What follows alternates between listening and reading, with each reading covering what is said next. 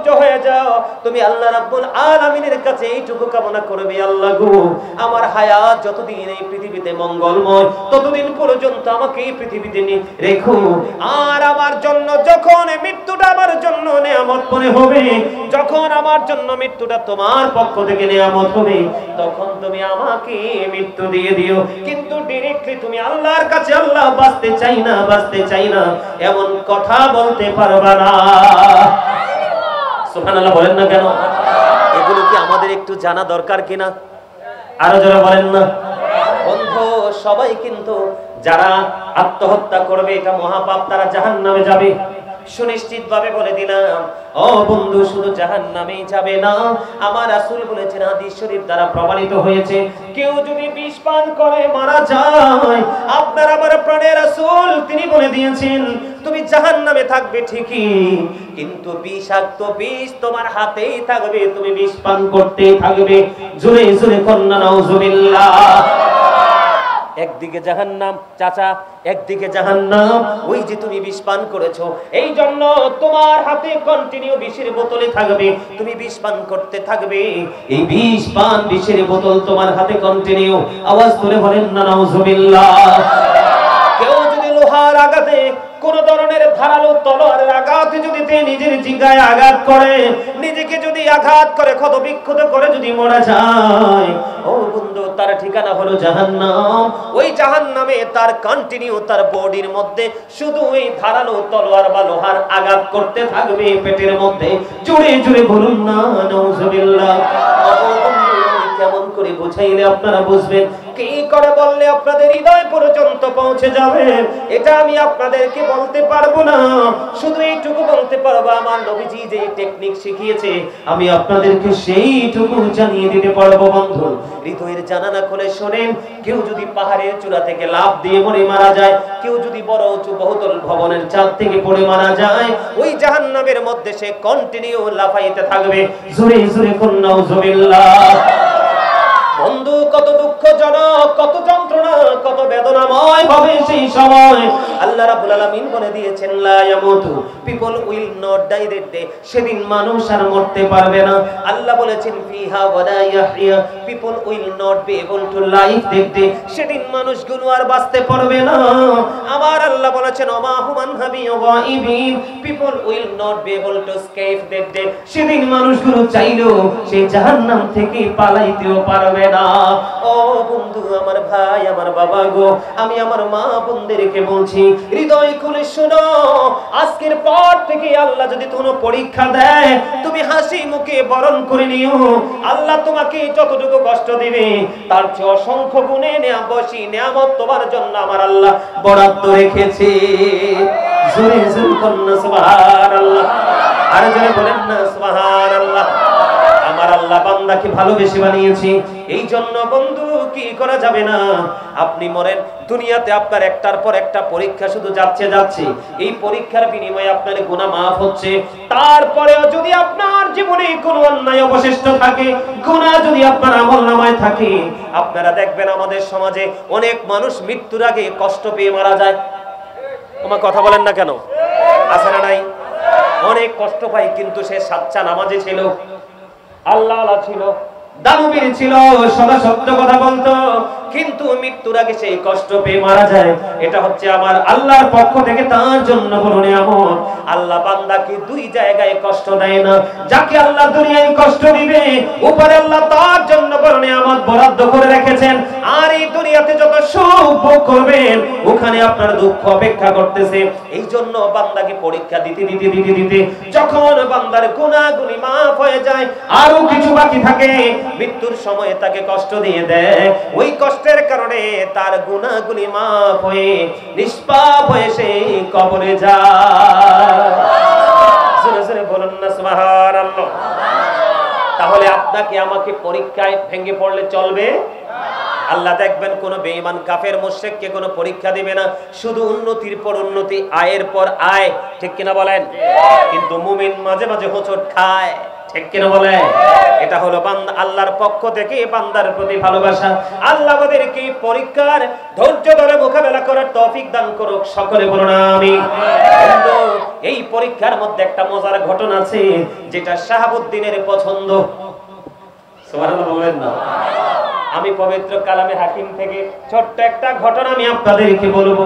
পরীক্ষার সাথে এবং আপনার আমার চরিত্রের সাথে, আপনার আমার শিক্ষার সাথে বন্ধু হুবহু মিলে যায়। আমাদের একজন নবী ছিলেন হযরত ইদ্রিস আলাইহিস সালাম। নাম শুনছেন তো? ইনি শিক্ষিত ছিলেন। কি ছিলেন? ওনার আসল নাম হলো, ওনাকে ডাকতো আখলুক। কিন্তু ইদ্রিস শব্দ ওনাকে দেওয়া হলো কেন? ইদ্রিস নামটা কেন দেওয়া হলো? উনি শিক্ষায় শিক্ষিত ছিলেন। মানুষকে তিনি ওনার শিক্ষায় শিক্ষিত করতেন, আলোকিত করতেন। যারা শিক্ষাদাতা তাদেরকে দাস বলা হয়, ঠিক কিনা বলেন? দাস বলা হয় কিনা? আমরা বলি না দার্শনিক? কথা বলে না কেন? এই থেকে দাস শব্দ থেকে ইদ্রিস শব্দের উৎপত্তি। জোরে কোন আলহামদুলিল্লাহ। ইদ্রিস আলাইহিস সালাম তিনি সব সময় বন্ধু রোজা রাখতেন। এই আলোচনাটা শোনার খুব আগ্রহ ও বন্ধু শাহাবুদ্দিনের, আপনারা শুনলে মজা পাবেন, মনটা দিয়ে শুনেন। তিনি প্রতিদিন যখন রোজা রাখতেন, ইফতার গুলো বন্ধু জান্নাত থেকে আসতো। ইফতার গুলো যখন জান্নাত থেকে আসতো, জান্নাত থেকে আসার পরে তিনি ইফতার করতেন। ইফতার করার পরে অবশিষ্ট আমাদের প্লেটে থাকে না অনেক খাবার অবশিষ্ট, থাকে কিনা? যেগুলো অবশিষ্ট থাকতো সবগুলো আবার রিটার্ন জান্নাতে চলে যেত। সুবহানাল্লাহ। মা এত আস্তে কেন সুবহানাল্লাহ? আরে আরো জোরে বলেন না সুবহানাল্লাহ। আরো জোরে সুবহানাল্লাহ বললে আমার আল্লাহ যে কত খুশি হয় এটা আমি আপনাদেরকে বলে বোঝাতে পারবো না। এই জন্য আমার ওয়াজে গেলে আমি বেশি বেশি করে সুবহানাল্লাহ, আলহামদুলিল্লাহ, আল্লাহু আকবার এগুলো বেশি বেশি করে পড়াই। এই কারণে, কারণ আমরা না বলতে বলতে আমাদের জবানের মধ্যে জড়তা কন্টিনিউয়াসলি লেগেই আছে। বলতে বলতে কিন্তু আমাদের মধ্য থেকে জড়তা চলে যায়, ঠিক না? ঠিক কিরে যুবক ভাইরা, ঠিক কিনা? তিনি কি করতেন বন্ধু? একদিন হযরতে আজরাইল আলাইহিস সালাম ইদ্রিস আলাইহিস সালামের কাছে আসলেন। কথা বলবেন না, গভীর মন দিয়ে শোনেন, ছোট্ট করে বলছি। আসার পরে ইদ্রিস আলাইহিস সালামের খাবার তো জান্নাত থেকে আসে। আজরাইলকে যখন ইদ্রিস নবী এই খাবার খেতে দিলেন, তিনি বললেন না না না, আমি খাবো না। দিন চলে গেল বন্ধু, দেখতে দেখতে সময় অতিবাহিত হয়ে গেল। ইদ্রিস আলাইহিস সালাম হযরতে আজরাইল আলাইহিস সালাম দুজন মিলে সফরে বের হলো। চলতে চলতে কথা বলতে বলতে এক সময় ইদ্রিস আলাইহিস সালাম বুঝতে পারলেন যে এটা পৃথিবীর সাধারণ কোনো মানুষ নয়, এটা নিশ্চয়ই অন্য কোনো জিনিস। সুবহানাল্লাহ বলেন না? ওনার মধ্যে এটা কি ওনার মনের মধ্যে উদয় হলো। উদয় হওয়ার পরে এবার হযরত ইদ্রিস আলাইহিস সালাম তিনি ওনাকে প্রশ্ন করলেন। অনেক লম্বা ঘটনা, আমি বড় করে বলছি না, ছোট্ট করে বলছি, কারণ আমার আলোচনার বিষয় আরো বাকি আছে বন্ধু। ইদ্রিস আলাইহিস সালাম ওনাকে প্রশ্ন করলেন, আপনি কে? আপনার পরিচয়টা একটু আমাকে দেন। এবার আজরাইল একটা ডাক দিয়ে বললেন, ও আল্লাহর নবী, আমি পৃথিবীর কোনো সাধারণ মানুষ নই, আমি হলাম মৃত্যুদূত মালাকুল মউত আজরাইল। আল্লাহু আকবার। এবার ইদ্রিস আলাইহিস সালাম বললেন, এরে আজরাইল, আজরাইল তো মানুষের জীবনে একবারই আসে। যেই দিন আজরাইলের সাথে একজন মানুষের দেখা হয়ে যায়, ওই দিনেই মানুষের জীবনে পৃথিবীতে শেষ দিন। ওই পৃথিবীতে আর সে বেঁচে থাকার কোনো সুযোগ থাকে না। এরে আজরাইল, আমার কি মরণের সময় হয়ে গেছে? ইদ্রিস আলাইহিস সালাম আজরাইলকে প্রশ্ন করে, আমার কি মরণের সময় হয়েছে? আমার কি মৃত্যুবরণের সময় হয়ে গেছে? এবার আজরাইল বললেন, না না না, আপনার তো মৃত্যুবরণ করার সময় হয় নাই। তাহলে আপনি কি জন্য এসেছেন? আমি এসেছি আপনার সাথে একটা বন্ধন তৈরি করার জন্য। জোরে জোরে কন্যা সুবহানাল্লাহ। কিসের জন্য? প্রেমের বন্ধন, ভালোবাসার বন্ধন তৈরি করার জন্য এসেছি। এবার ইদ্রিস আলাইহিস সালাম আজরাইলকে একটা ডাক দিয়ে বললেন, রে আজরাইল, যদি তুমি আমার সাথে প্রেমের ডোরি লাগাইতে চাও, তাহলে আমার কয় তিনটা শর্ত আছে, আমার এই শর্তগুলো মানতে হবে। আজরাইল তো চিন্তা করে কি শর্ত জানি দেয় রে। এবার আজরাইল আলাইহিস সালামকে একটা ডাক দিয়ে বললেন, আপনি তো বলেছেন আমার মৃত্যুর সময় হয়নি, আমি এই মুহূর্তে মরতে চাই। সুবহানাল্লাহ বলেন না। আপনারা মনে হয় ওয়াজ শুনে অভ্যস্ত না, এরকম মজার কথা শুনলে কেউ মুখ বন্ধ রাখে? হ্যাঁ, আপনারা তো এখানে অনেক মানুষ, সুবহানাল্লাহটা বললেই তো মজা হয়ে যায়। আওয়াজ তুলে বলেন না সুবহানাল্লাহ। বাতাস মুখরিত করে প্রেমময় ভাবে আওয়াজ তোলে সুবহানাল্লাহ বলবো। মনে রাখবেন, জিকির সবসময় উচ্চ আওয়াজে করবেন, এই জন্য কারণ শয়তান is the eternal enemy of the believers. ঈমানদারদের প্রকাশ্য শত্রু হলো শয়তান। শয়তান চায় না বান্দা ভালো কাজ করে আল্লাহর প্রিয় হোক, কারণ শয়তান তো জান্নাত থেকে লাঞ্ছিত হয়ে চির অভিশপ্ত হয়ে বের হয়ে গেছে, আর যেতে পারবে না। এজন্য হিংসায় সে মানুষকেও চায় নোংরা কাজে লিপ্ত করতে। আপনি আজান দিবেন, জিকির করবেন, যত আওয়াজ তোলে করবেন, শয়তান তত দূরে যাবে, আর শয়তান যত দূরে থাকবে আপনি আমি তত নিরাপদ। মানে আমল করতে গেলে আপনার আমার আর চোখে ঘুম আসবে না, শরীরে কোনো ক্লান্তি আসবে না, আপনার আমার জন্য কোনো প্রতিকূল পরিবেশ তৈরি হবে না। আল্লাহ সেইভাবে করার তৌফিক দান করুন, সকলে বলেন আমিন। এবার ওর আজাইল, আমার শর্তগুলো মেনে নিতে হবে। প্রথম শর্ত হলো আমাকে মরণ দিতে হবে। দ্বিতীয় শর্ত হলো আমাকে পুনরায় আবার জীবিত করতে হবে। তৃতীয় শর্ত হলো আমাকে একবার জান্নাত দেখাইতে হবে, আমাকে একবার জাহান্নাম দেখাইতে হবে, একবার জান্নাত দেখাইতে হবে। এবার ইদ্রিস আলাইহিস সালাম যখন বললেন আমাকে একবার জান্নাত দেখাইতে হবে, এবার আজরাইল একটা ডাক দিয়ে বললেন, ওগো আল্লাহর নবী, আমি আপনাকে বলি, আপনি আমাকে কথা দেন জান্নাত দেখার পরে ফিরে আসবেন নি। এবার জোরে জোরে বলবেন না সুবহানাল্লাহ। কি প্রেমের জায়গা খেয়াল করছেন নি? প্রশ্ন কয়টা? ও বন্ধু আজরাইল, ইদ্রিস আলাইহিস সালাম কি বলছেন, নবী গো, আমি আপনাকে প্রশ্ন করি, আপনি উত্তর দেন। আমি যে আপনাকে জান্নাতে নিয়ে যাব, আপনি জান্নাত দেখার পরে ফিরে আসবেন কিনা? এবার ইদ্রিস আলাইহিস সালাম ডেকে বললেন, হ্যাঁ আমি কথা দিলাম, আমি জান্নাত দেখার পরে ফিরে আসব। সুবহানাল্লাহ বলেন না। কিন্তু মরণের তো সময় হয় নাই। আল্লাহর কাছে মৃত্যু চাইলেন, খেয়াল করেন, আল্লাহর কাছে যখন মৃত্যু চাইলেন, আমার আল্লাহ ইসরাইলকে বললেন, যাও আমার নবী যা চেয়েছে তাই কবুল করলাম, মৃত্যু দিয়ে দাও। সুবহানাল্লাহ বলেন না। ইদ্রিস আলাইহিস সালামের মৃত্যু দিয়ে দিলেন। মৃত্যু দেওয়ার পরে আবার নাকি পুনরায় জীবিত করলেন। জীবিত করার পর ওনাকে যখন প্রশ্ন করা হলো, ওগো নবী, আপনি বলে দেন মৃত্যুটা কি আপনি কেমন পেয়েছেন? ইদ্রিস আলাইহিস সালাম একটা ডাক দিয়ে বললেন, ওগো আজরাইল, আমি বলতেছি আমার মৃত্যুটা কি এমন ভয়ঙ্কর আমার কাছে মনে হয়েছে, জীবিত একটা প্রাণী, জীবিত একটা মানুষকে জীবিত অবস্থায় মাথা থেকে পা পর্যন্ত অথবা পা থেকে মাথা পর্যন্ত চামড়াটা জীবিত অবস্থায় তুলে ফেললে একটা মানুষ যেমন কষ্ট পায়, যেমন যন্ত্রণা পায় গো, আমার কাছে আমার মৃত্যুটাকে ঠিক তেমনই মনে হয়েছে। আজরাইল একটা ডাক দিয়ে বললেন, নবী, নবী গো, আমার এই জীবনে যতগুলো মানুষের প্রাণ কবজ করেছি, আপনার মতো এত সফটনেস ভাবে, এত নরম ভাবে, এত ভদ্র ভাবে, এত আরামদায়ক ভাবে আমি আর কারো জান কবজ করি নাই। জোরে জোরে কোন আল্লাহু আকবার। আপনারা বলেন, যেই নবী চাইতে মাত্র আমার আল্লাহ মৃত্যু কবুল করে নিল, যেই নবী রোজা থাকলে জান্নাত থেকে খাবার চলে আসে, অবশিষ্ট থাকলে সেইগুলো আবার জান্নাতে চলে যায়, ওই নবীজির মৃত্যু সম্পর্কে যদি নবীজির এমন বর্ণনা আসে, আপনার আবার পথ চলায় কয়টা নেক আমল আছে বলেন? জবান দ্বারা অন্যায়, পথ চলার দ্বারা অন্যায়, চোখের দৃষ্টি অন্যায় দিকে, হাতের ছোঁয়া অন্যায় দিকে। চাচা বলেন ঠিক না ঠিক না ভুল বলেছি? তাহলে আপনার আমার মৃত্যু কত ভয়ঙ্কর হতে পারে, এই আলোচনা থেকে এখানে আমাদের একটা শিক্ষা আছে না নাই? এই জন্য আগামীকাল থেকে মানসিকতা বদলে নতুন আলোর দিকে হাঁটতে হবে। নিজের খেয়াল খুশি মতো চলা যাবে না, আল্লাহর প্রিয় আলেমদের সাথে প্রেমের বন্ধন লাগাইয়া চলতে হবে। বন্ধুরে আমার দিকে তাকান, এবার মৃত্যুবরণ করলো, এবার জীবিত হলো, এবার জাহান্নাম দেখাবে। ও নবী, আপনি জাহান্নাম কেন দেখতে চান? কয় আমি আরো বেশি যেন আল্লাহর অর্ডার পালন করতে পারি। জোরে জোরে কন্যা সুবহানাল্লাহ। আসলে নবীর আর কি আরো বেশি আমল করা লাগে কিনা? তাদের মধ্যে কি কোনো কিছু আসেনি? আমাদের মতো নোংরামি কি আছে? না না না, নাই নাই। কিন্তু এগুলো হলো এই সৃষ্টির জন্য বড় শিক্ষা, এটা হলো ট্রেনিং। বন্ধু জাহান্নাম দেখে তিনি ফিরে আসলেন, এবার তিনি জান্নাতে যাবে। ওই যে আজরাইল বলেছে, নবী গো আপনি কথা দেন জান্নাত দেখার পরে ফিরে আসবেন কিনা। এবার তিনি কথা দিলেন, হ্যাঁ আমি জান্নাত দেখার পরে ফিরে আসব।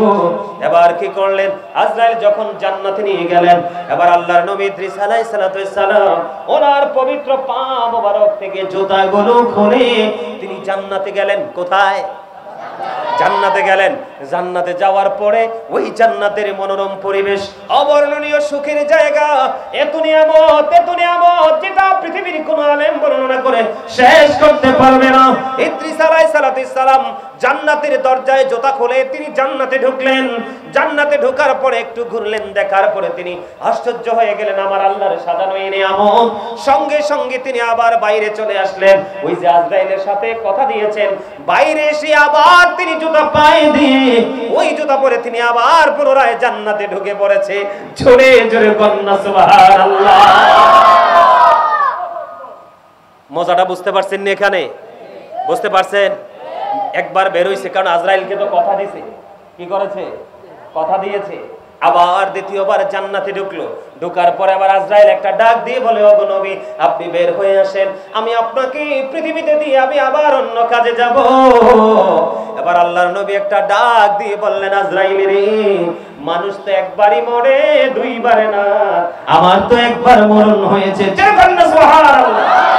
রে আজরাইল, মানুষ জান্নাতে যাওয়ার আগে মানুষ জাহান্নাম দেখে, আমি তো জাহান্নামও দেখে ফেলেছি। তোমার সাথে কথা দিয়েছি আমি জান্নাত দেখার পরে ফিরে আসব। আমি জান্নাত দেখার পরে ফিরে এসেছি। এবার আমি জান্নাতে ঢুকলাম, আর বাহির হব না। জোরে জোরে কন্যা সুবহানাল্লাহ। সুবহানাল্লাহ ওয়ালহামদুলিল্লাহ লা ইলাহা ইল্লাল্লাহ। সুবহানাল্লাহ ওয়ালহামদুলিল্লাহ লা ইলাহা ইল্লাল্লাহ লা ইলাহা ইল্লাল্লাহ। আনা আমির সাথী নবনী সাইয়া যারে আল্লাহ পাঠাইলা, আনি যে আল্লাহ দুস্ত বলে তাহার প্রেমে পৌঁছিলা। সুবহানাল্লাহ ওয়ালহামদুলিল্লাহ ইল্লাল্লাহ। সুবহানাল্লাহ ওয়ালহামদুলিল্লাহ ইল্লাল্লাহ লা ইলাহা লা ইলাহা শাহাদাতের বাণী ঠোঁটে আসিলেন কামলি বলা। শাহাদাতের বাণী ঠোঁটে আসিলেন কামলি বলা। মক্কাতে ফুটিল রবি নূরে মিন নূরে আলা। সুবহানাল্লাহ ওয়ালহামদুলিল্লাহ ইল্লাল্লাহ।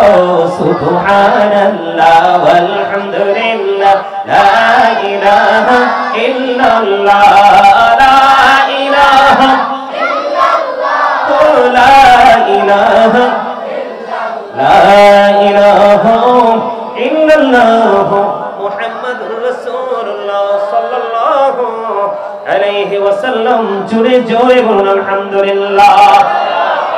এবার ওই ইদ্রিস আলাইহিস সালাম বললেন, আমি আর জান্নাত থেকে বের হব না। এবার আমার আল্লাহ আজরাইলকে একটা ডাক দিয়ে বললেন, রে আজরাইল, আমার নবীকে তুমি আর ডিস্টার্ব করো না। আমি ওনার কিসমতে এটাই লিপিবদ্ধ করেছিলাম, তুমি তোমার আপন কাজে চলে যাও। জোরে জোরে বলুন সুবহানাল্লাহ। একটা জিনিস অত্যন্ত স্পষ্ট, আমি আপনাদেরকে আলোচনার মধ্য দিয়ে একটা জিনিস বুঝাইতে চাইছি। যিনি রোজা রাখার পরে জান্নাত থেকে ইফতার আসে, আবার অবশিষ্ট থাকলে জান্নাতে চলে যায়, উনি যেটা বলেন সেটা আল্লাহ কবুল করলেন। কিন্তু সেই নবীজির মৃত্যু যদি এমন হয়, তাহলে আপনার আমার মৃত্যুটা কত ভয়ঙ্কর হতে পারে। এই যুগের মানুষের মতো মিথ্যাবাদী মানুষ আগের যুগে ছিল না। এই যুগের মানুষের মতো প্রতারক মানুষ আগের যুগে ছিল না। এই যুগের মানুষের মতো বেয়াদব মানুষ আগের যুগে ছিল না। এখনকার যুগের মানুষের মতো ইসলাম বিদ্বেষী মানুষ আগের যুগে ছিল না। এই জন্য আপনাকে আমাকে সচেতন হতে হবে। সত্যিকারের একজন আলেমের আলোচনা শুনতে হবে, তার আলোচনা দেখে দেখে নিজের লাইফ স্টাইলকে চেঞ্জ করতে হবে। তাহলে আপনার ফিউচারকে ব্রাইটনেস করা সম্ভব, অন্যথায় কিন্তু ব্রাইটনেস করা, আলোকিত করা সম্ভব। আল্লাহ আমাদেরকে কবুল করেন। সকলে বলুন আমিন, আরো জোরে বলুন আমিন। বন্ধুরে এবার আমি আসি বর্তমান সময়ের সবচেয়ে বড় নষ্ট সময়, সবচেয়ে বড় বিপজ্জনক সময় হলো বর্তমান সময়। চাচা কি বলেন? এখনকার বউরা ভদ্র না অভদ্র?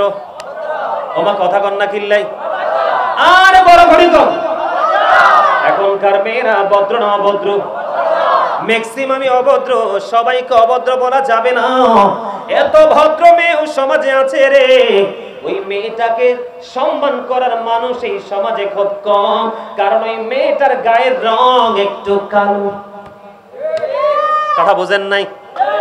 এখনকার ছেলেরা ম্যাক্সিমামই ভদ্র না অভদ্র? ম্যাক্সিমামই অভদ্র। এত ভদ্র ছেলেও আছে রে। আপনারা বলেন শাহাবুদ্দিন ভদ্র না অভদ্র ছেলে? যদি অভদ্র ছেলের দ্বারা কখনোই এমন নুরানি জলসা সাজানো হয় না। সমাজের মধ্যে ভদ্র যে ছেলেগুলো আছে, এই ছেলেগুলো একটু গরিব। এই সমাজের মানুষ এই গরিব ভদ্র ছেলেগুলোকে মূল্যায়ন করে না, বেয়াদব স্মার্ট হ্যান্ডসামদেরকে খুঁজে বেড়ায়। কথা বলেন না কেন? এটার কারণ কি জানেননি? বন্ধুরে আমার আল্লাহ সর্বপ্রথম আদমকে সৃষ্টি করেছেন। কাকে? আদমের পাজরের হাড় থেকে জান্নাতে মা হাওয়াকে সৃষ্টি করেছেন। আদম ঘুমন্ত অবস্থা থেকে চোখ মেলে চাইয়া দেখলেন অপূর্ব সুন্দরী মা হাওয়া। আদম ও মা হাওয়ার দিকে প্রেমের নজরে তাকায়। মা হাওয়াও বাবা আদমের দিকে প্রেমের নজরে তাকায়। আমার চাচা হাসে। আলহামদুলিল্লাহ বলেন, আরো জোরে বলেন। প্রেমেরই বাজারে কে যাবি চলে রে, আমিও যাব তোর সঙ্গেতে। বলেন প্রেমেরই বাজারে কে যাবি চলে রে, আমিও যাব তোর সঙ্গেতে। প্রেম সারা হৃদয় হলো মরুভূমি, আর এই প্রেম যার চেনা আছে রে বন্ধু, এই হৃদয় হলো পুরো সবুজ শ্যামল। জোরে জোরে সুবহানাল্লাহ। আপনাদের মনে আসেনি ইব্রাহিম আলাইহিস সালামকে আগুনে ফালাইছে নমরুদ? পৃথিবীর মানুষ দেখেছে আগুন, কিন্তু ইব্রাহিম খলিলুল্লাহ যাইয়া দেখছে ফুলের বাগান। আজ भी हो जो इब्राहिम का इमा पैदा अग कर सकती है अंदाजे गुलिस्ता पैदा। এজন্য প্রেম থাকা লাগবে বন্ধুরে আমার। বাবা আদম মা হাওয়ার দিকে তাকায় প্রেমের নজরে, মা হাওয়া ও বাবা আদমের দিকে তাকায় প্রেমের নজরে। বাবা আদম তো আশ্চর্য, আমি তো ঘুমন্ত ছিলাম, এই অপূর্ব সুন্দরী কোথা থেকে এসেছে রে? আমার আল্লাহ জিব্রাইলকে ডাক দিয়ে বলে, জিব্রাইল চাইয়া দেখো রে, দুইটার সাউনি অত্যন্ত প্রেমময়, বিবাহের ব্যবস্থা করো। কি করো? আপনাদের চট্টগ্রামের এরিয়ায় যে গজব মিয়া কাবিন, কথা কন না কেন? আমার কাছে মনে হয় গজব। ছেলের আর লাইফ পুরা বরবাদ। বউ যদি বেয়াদবি করে রে বিয়ের পরে, চাইলেও সেটাকে তালাক দেওয়া সম্ভব না। কথা কন না কেন? আমার এক রিলেটিভ আছে, চট্টগ্রাম সিটিতে বিয়ে হয়েছে। হ্যাঁ, বিয়ে করাইছে, কাবিন হয়েছে 17 লাখ। কত লাখ?